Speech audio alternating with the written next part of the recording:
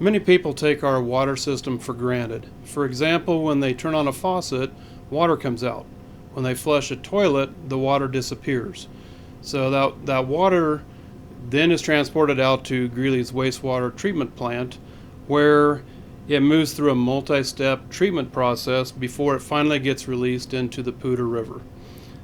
So wastewater treatment plant staff monitor that treatment process and then make the necessary adjustments by testing samples in the lab where we are now.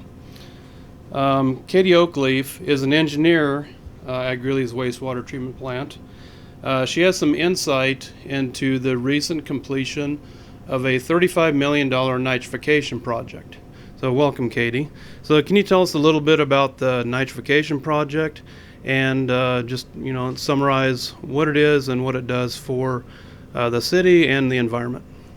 Yeah, so the nitrification project upgraded our treatment process to include nitrogen and phosphorus removal to comply with Regulation 85, which is a state-required regulation that we have to comply with. Treating for these nutrients is important because high concentrations of nitrogen and phosphorus in bodies of water can lead to excess plant growth, for example, algae blooms, which eventually can cause fish and other aquatic life to die off. Complying with mandatory regulations is important because it's how we do our part in protecting the environment. And it's good for the people downstream of our wastewater treatment plant because it ensures that they get the water that they deserve as well. It is. Okay, perfect. So what's next out of the wastewater treatment plant? We just had a ribbon cutting in October. It was great. We had a bunch of they had the mayor, city manager was out here to celebrate that successful completion of that milestone. What's coming next in the next year?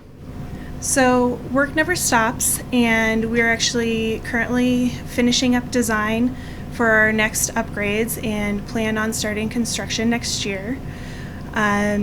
We are always looking at improving process and ensuring that we are complying with treatment standards so that we can continue to protect the environment and the Poudre River, which we discharge into. The next project will include upgrading existing equipment that's past its useful lifespan, and we are also going to be adding additional treatment for nutrients, which will allow us to set ourselves up for future regulations. All right, perfect. Well, thank you so much, Katie. Sounds like your work never stops out here. A lot of people think about roads and bridges when they think about infrastructure. But did you know that the City of Greeley has over 650 miles of water lines underneath the ground? It's hard to imagine what life would be like without them. So with me today is another Greeley Water and Sewer Department employee, Eric Dial. He's the City of Greeley's Deputy Director of Utility Finance and Customer Service. So Eric plays a significant role in making sure the city has the necessary funds to maintain its water infrastructure. So we're out here at Greeley's wastewater treatment plant, as you can see behind us. The wastewater treatment plant plays a vital role in protecting our public health and environment. So Eric, talk a little bit about the wastewater treatment plant. Sure. Wastewater treatment is not something that most people think about on a day-to-day basis, and we get that, but we at Greeley Water certainly do think about it a lot.